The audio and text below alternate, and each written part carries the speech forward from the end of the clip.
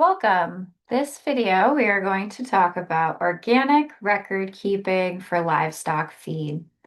My name is Kyla Parmalee. I am a certification specialist with Vermont Organic Farmers.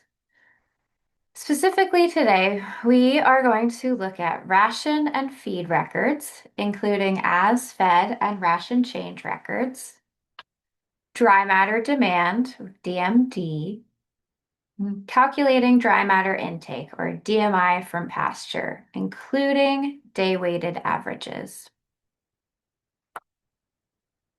So livestock feed. The NOP rule is section 205-237 that specifically covers the livestock feed requirements for organic. The first part of the rule says that you have to describe the total feed ration for each type and class of animal. You also this should include all feed produced on farm. This is typically through your record keeping done through your harvest records. All feed purchased off farm. So this is typically shown through any purchased receipts or records, and then an organic certificate. And then also all feed and feed supplements and additives. And again, this is shown through your purchase receipts. So these items, usually this information for your feed ration is included in your organic system plan or your OSP or application. But these are also records that you should always have on file for your organic inspector. This section of the regulations also says that you must document the amount of each type of feed actually fed to each animal group. So this would be your as-fed ration records. You must also document seasonal ration changes. So this would be any ration change specifically that happens in response to, the changing season. So when you go to turn your cows out to pasture, or, later in the summer, if there's a slump and you're starting to supplement more, you should document those ration changes. And then the last part of this regulation says that you have to provide the method for calculating dry matter demand and dry matter intake. So we will go into that next. Dry matter demand and dry matter intake. So first, dry matter, also known as DM. So this is the non-water content of feedstuff. So you'll often see these on forage tests, the percent dry matter, but actually it's usually pay close attention because it's often reported as moisture. So that's important to note. But this table here shows some assumptions for the percent dry matter of your typical feedstuffs. Again, if you do forage tests, definitely use the numbers that are provided in those as they're more accurate. So that's dry matter.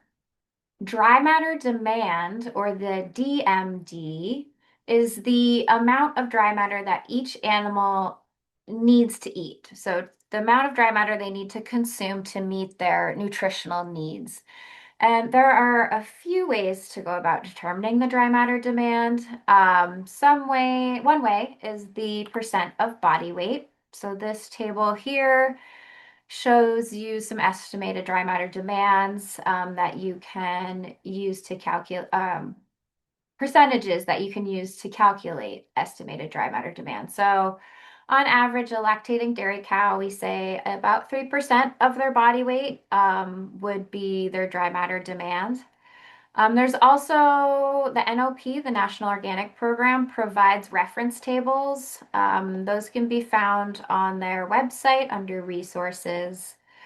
Often, here at VOF since we have winter and it's cold, we kind of assume that the winter ration, the dry matter that is fed in the winter ration, reported in your organic system plan, that can also be used as a dry matter demand.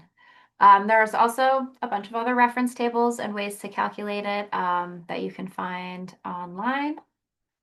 DMI. So DMI is dry matter intake. So this is the amount of dry matter that each animal is actually consuming or how much they're getting from pasture or feed. So now that we've covered those basics, now we'll go into ration records. So what are the requirements for documenting your ration? So this form, this grazing season ration change form, is a template that VOF has made. It looks confusing. We try to walk you through it. It can be found on the VOF website under resources. Um, but this is a good template, at least to have a better understanding of the information that your certifier is looking for, right, for these ration records. And it also, this form will walk you through how to actually calculate your dry matter intake from pasture.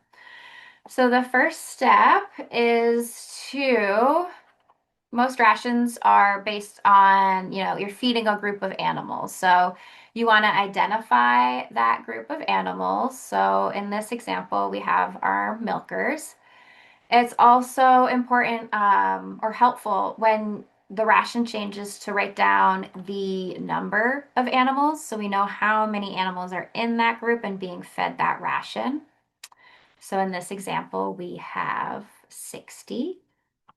Um, and then you're going to want to include the dates the ration was fed. So this looks like, early grazing season ration. Just make sure you write down the date that it started and then the date when that ration changed and you changed to a new ration.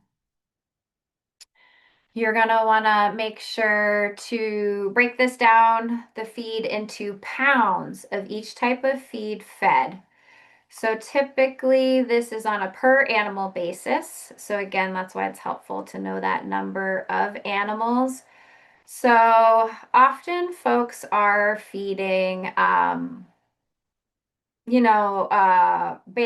round bales or like a TMR in a mixer wagon. So they'll know the total weight of the feed and not the pounds fed per animal. So that's just important to note to break that down on a per animal basis that the pounds are fed. So once you have that, then you'll also need to know your dry matter. So what is the percent dry matter of that specific feed type? Um, Again, if you use forage tests, use the number that's on that test. If not, there are assumptions included on this form and that were on that table in the previous slide.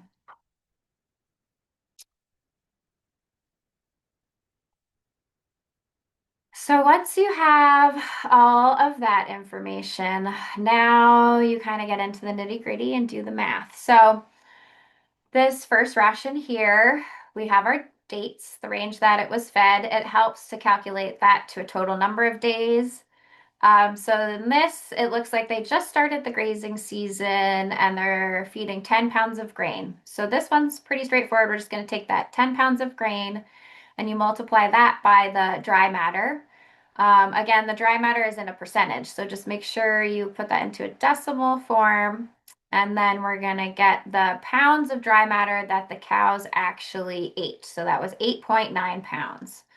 And then so the total for that ration fed 8.9 pounds of dry matter. Moving on into the grazing season, it looks like as it got maybe a little drier, they started supplementing and adding a bale every day. Um, from this, we see the bales weigh about 1,200 pounds. So it looks like, they broke that down to 1,200 pounds. And we had said 60 milkers, so about 20 pounds of haylage per animal. And then we're gonna multiply that by the percent dry matter to get the pounds of dry matter as fed. So then you go through that for each feed stuff, and then you're gonna add up, you know, the dry matter of each feed stuff to get the total. And then you do this for each ration that you have. So that will give you the pounds of dry matter fed. So now to figure out how much dry matter the animals are getting from pasture, we are going to calculate their dry matter intake from pasture. So to do that, this is on the other side of that form, the back side. So you're going to need the number of days that each of your rations were fed, and you're going to need to know your dry matter demand. So first, you take your dry matter demand and you're gonna multiply that, or sorry, subtract that from your first ration, the total pounds of dry matter that were fed. And this is gonna give you your dry matter from pasture. So this is the actual amount of dry matter that they consumed from pasture. So you take that number, and then you're again going to divide that by your dry matter demand. And this is going to give you your dry matter intake from pasture. So how much of the total ration is coming from pasture. So again, this is going to give you a decimal. So you just want to make sure you multiply it by 100 to get that percentage. And that percentage is going to be your percent DMI from pasture. So in this example, we had multiple rations. So we're going to calculate the percent DMI from each ration. And you can see that here. The pasture rule states that the animals, all ruminant animals over 6 months have to consume an average of at least 30% of dry matter intake from pasture over the entire grazing season. So it is an average. As you'll see here, there was a ration that was below that 30%, but since we're going to average all of these, then you could still be within compliance because it's an average over the season. So the grazing season also has to be appropriate for the geographical region. Here in Vermont, we say that is about 150 days. The grazing season cannot be less than 120 days. So once you have your percent DMI from pasture, again, so we have multiple rations that happen during the grazing season. Next, I'll show you how to actually calculate that average DMI from pasture. So this is actually called your day weighted average. So what this does is we're going to take those percent DMIs that we calculated from each ration. You multiply it by the number of days that that ration was fed. So it gives you a big number. And again, you keep this in the percent form. So the percent times the number of days that that ration was fed will give you that number. You do this for each ration. And then you're going to add all of these numbers up. And then you divide this big number by your total number of grazing days. So we added up, each of these rations to get our total number of grazing days. So you divide that by this number here, and that will conveniently give you your average. So even though, there was this one lower ration under 30% fed for 22 days, the average, these higher rations averaged out. So the average DMI from pasture for the entire grazing season was almost 57%. So within compliance. That is a lot of information, and I know these calculations can get complicated. So just some more resources. eOrganic, their website is phenomenal. They have many, many resources on the pasture rule, how to determine your dry matter demand, how to calculate dry matter intake from pasture. And then, as I mentioned, also on the NOP website, there are resources listed there. So thank you for taking the time today. And here is our contact information if you need to reach out.